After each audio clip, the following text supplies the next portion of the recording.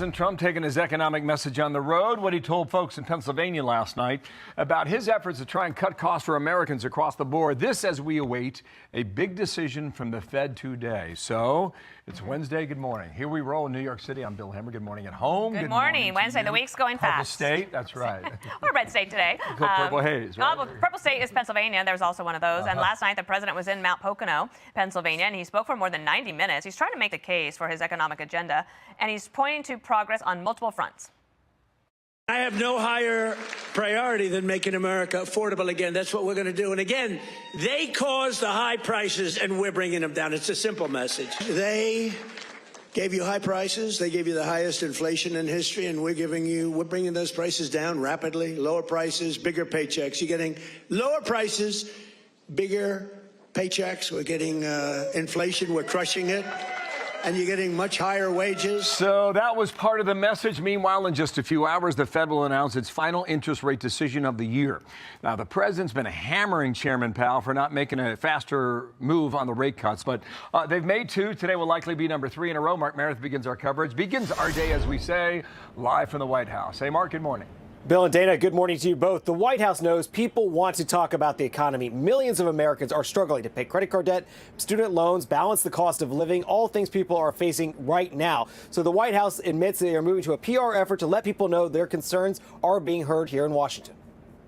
I can't go to hoax because they'll misconstrue that. But they use the word affordability, and that's their only word. They say affordability, and everyone says, oh, that must mean Trump has high prices. No, our prices are coming down tremendously from the highest prices in the history of our country. As the Wall Street Journal points out today, the affordability issue could severely damage Republican prospects in the midterms, and it could also sink the Trump presidency. Today, the Federal Reserve will wrap up a 2-day meeting where another interest rate cut is expected. But the big question is, will we see more rate cuts next year? And we'll look for any comments about how the Fed feels about the economy overall. Today, top administration officials are arguing rate cuts will help the housing market. We need the Fed to cut rates. We need to continue to deport illegals that are taking houses from the American people. So we're very intentional and focused about it at HUD and across the administration. Fox polling shows a majority of Americans still not happy with where the economy stands, and those numbers really have not changed much in a year. Working class Americans, everyday Americans, hardworking American taxpayers are struggling in the Trump economy to live paycheck to paycheck. Can't thrive, can barely survive. While the speech was focused on the economy, the president touched on a number of different topics, including efforts to restrict immigration further from certain countries. And Bill, he had some pretty fresh attacks on Congresswoman Ilhan Omar of Minnesota. Okay, Bill. about an hour and a half last night, Pennsylvania, based on my clock. Watching, Mark, thank you so much for that. Nice to see you. Remember now the message from the Trump team. They have set up the big, beautiful bill to go into action starting January 1. So here's a bit more from the president on that and more last night. We're also putting thousands of dollars in the pockets of hardworking Pennsylvanians with the largest tax cuts in American history. That's no tax on tips, no tax on overtime, no tax on Social Security for our great seniors, our seniors, no tax.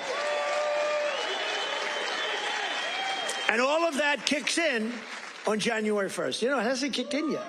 I mean, we're doing great, and it hasn't kicked in yet, and it's amazing. And so on the big, beautiful bill, what they were trying to do is to say, just be patient. Starting in January, you'll start to see things like this. The no tax on tips and overtime, there's a max reduction for tips. It's $25,000. So imagine if you are somebody who uses tips as part of your salary or to make your living, that will have an impact. The senior deduction, you have to be 65 years old. It phases out at $75,000. But again, for people who are saying, gas prices, which are lower, but that food prices are higher, that it's hard for them, that might help as well.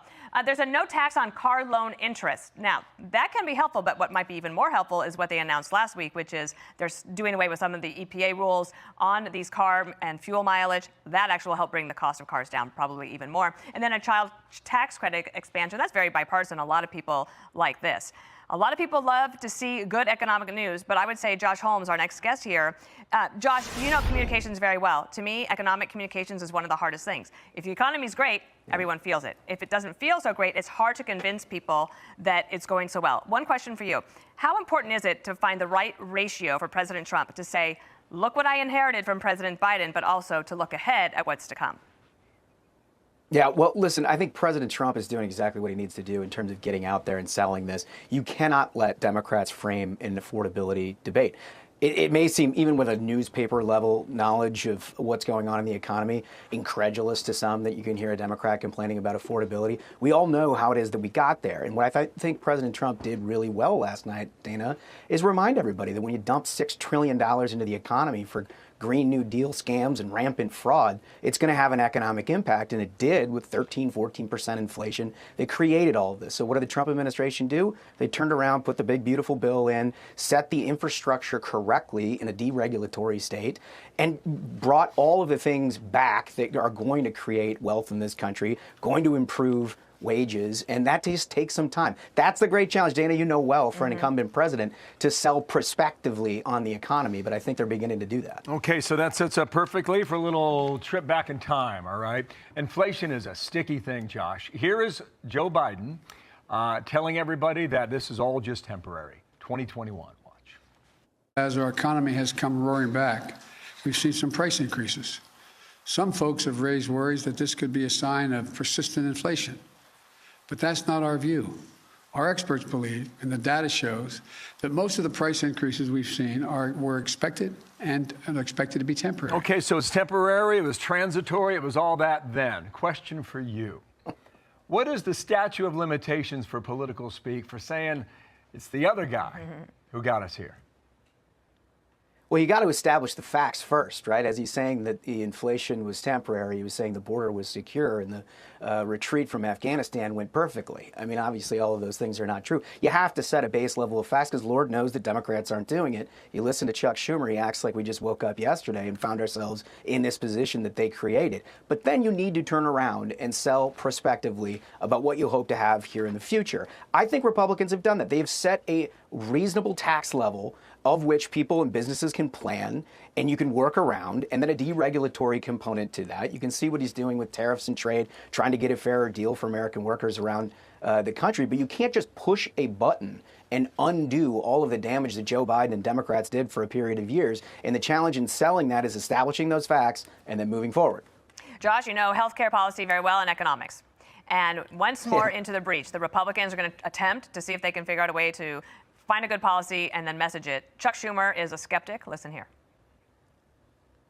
Their plan is a non-starter. They even know it themselves. They're so struggling that they couldn't come up with a real plan, that instead of the total embarrassment of having no plan, they have the total embarrassment of having a plan that's been rejected over and over again, that doesn't lower health care costs, that doesn't extend the ACA one day, which is what the American people are asking for, and has all these poison pill riders, such as abortion, which they know are killer amendments. What's your advice for Republicans trying to message on this? I mean, if his lips are moving, he ain't telling you the truth. No question about that. I mean, it is pretty amazing to hear Chuck Schumer complain about how Obamacare hasn't worked. But the issue with healthcare costs is a very real one, and it's one that most Americans are feeling. Republicans came up with a very novel idea, which is to have the patients get the money, not the insurance companies. It's certainly something that we have not tried under Democratic leadership. What I find most amazing about what Chuck Schumer is talking. What if everything you've ever believed about survival was wrong? Close your eyes for a moment. Imagine standing face to face with a saber-toothed tiger. Your heart pounds, your breath sharpens, every cell in your body screams one thing: survive. Now open your eyes. Because here's the twist. You're not in a prehistoric